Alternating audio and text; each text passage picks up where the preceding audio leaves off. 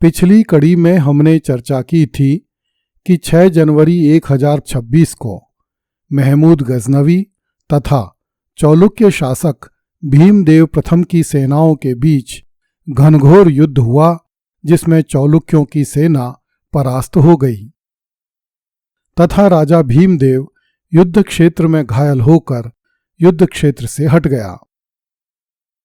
7 जनवरी 1026 को गजनवी की सेना ने सोमनाथ महालय पर हमला किया। गर्देजी के हवाले से अशोक कुमार सिंह ने लिखा है कि सोमनाथ के निवासी अब भी मंदिर की प्राचीरों पर बैठकर गजनी से आई सेना का उपहास कर रहे थे कि हमारा रक्षक सोमनाथ तुम्हें नष्ट कर देगा। द स्ट्रगल फॉर एम्पायर के लेखक DC गांगुली ने लिखा है कि यद्यपि हिंदुओं का नेता भाग गया था, तथापि हिंदुओं के उत्साह में कोई कमी नहीं आई थी।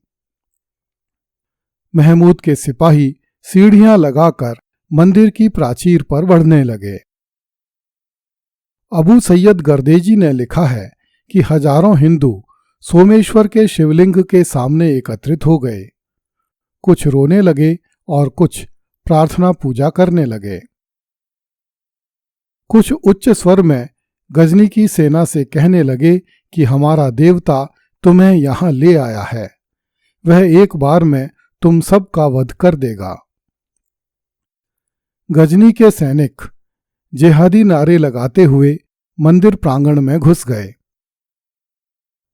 ऐसा प्रतीत होता है कि भीमदेव भले ही युद्ध क्षेत्र से हट गया हो, किंतु उसके सैनिक अब भी मंदिर परिसर के भीतर मोर्चा संभाल रहे थे, क्योंकि दिन भर चले युद्ध के बाद भी गजनी की सेना महालय के गर्भगृह में नहीं घुस सकी।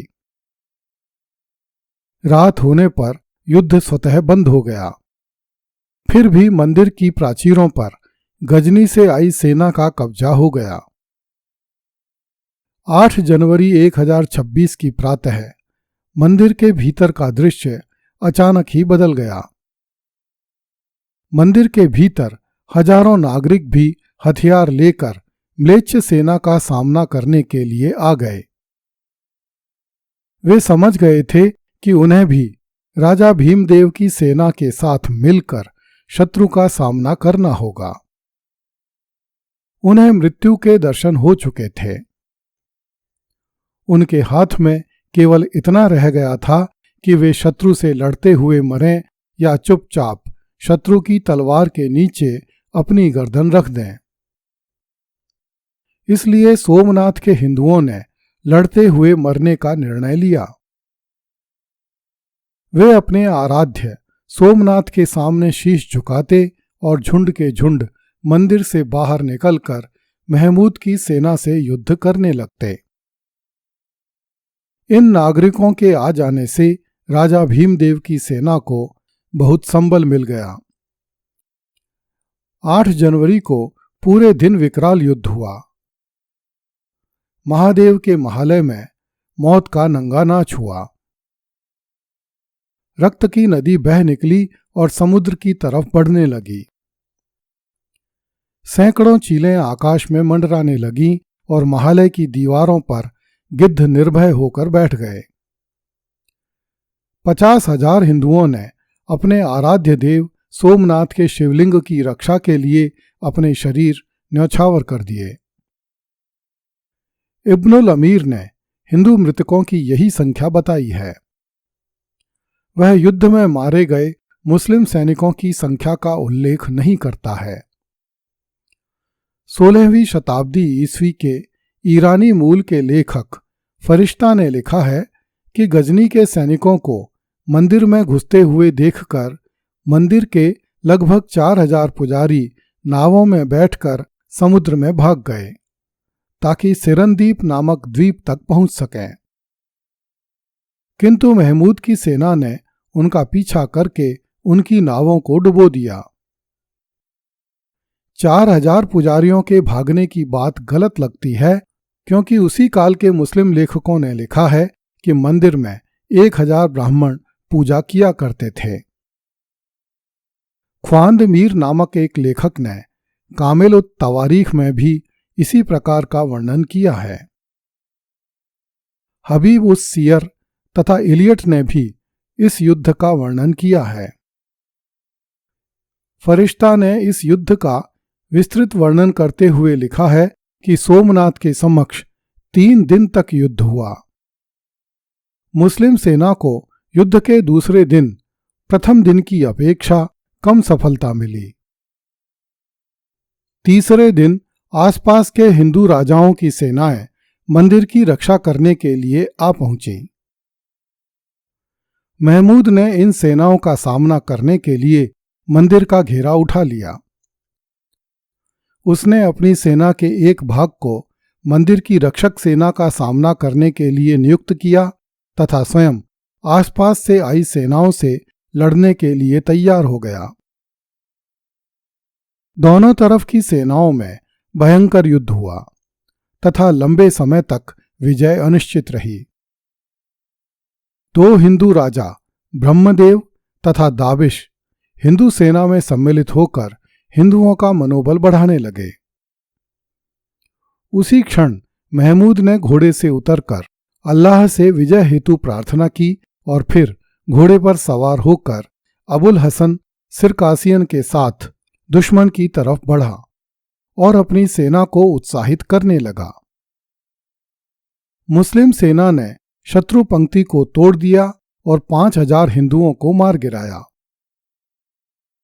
सोमनाथ के 4000 रक्षकों ने हिंदू पक्ष को पराजित होते हुए देखा तो वे नावों में बैठकर सरन द्वीप की तरफ भाग गए।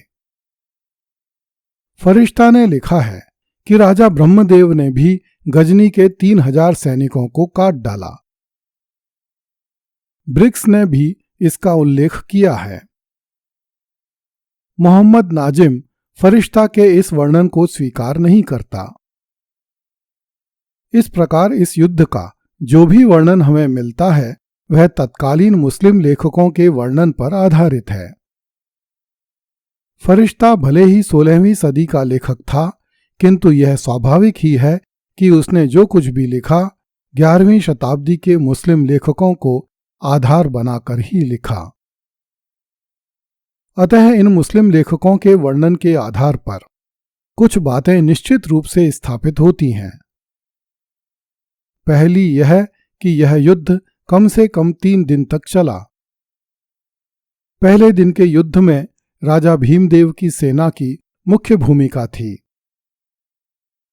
दूसरे दिन के युद्ध में भीमदेव के सैनिकों के साथ नगर में रहने वाले हिंदू नागरिकों ने भी बलिदान दिया था। तीसरे दिन के युद्ध में आसपास के राजा भी अपनी सेनाएं लेकर आ गए थे। इन मुस्लिम लेखकों के वर्णन के आधार पर यह भी कहा जा सकता है कि इस युद्ध में हिंदू पक्ष के कम से कम 50,000 लोगों ने अपने प्राणों की आहुतियां दी। मुस्लिम पक्ष की तरफ से भी कई हजार सैनिक मारे गए, जिनमें से राजा ब्रह्मदेव की सेना ने गजनी के 3000 सैनिकों को मारा। इन निष्कर्षों के आधार पर यह कहा जा सकता है कि दोनों पक्षों के बीच भयंकर युद्ध हुआ था। आजकल कुछ आधुनिक लेखक यह लिखने लगे हैं कि राजा भीमदेव प्रथम बिना लड़े ही भाग खड़ा हुआ और 50,000 हिंदू मंदिर में घुसकर भगवान से प्रार्थना करने लगे कि आप ही हमें बचाओ, तथा महमूद के सैनिकों ने उन्हें बिना किसी प्रतिरोध के काट डाला। इन लेखकों का यह कहना बिल्कुल गलत है तथा तथ्यों पर आधारित नहीं है।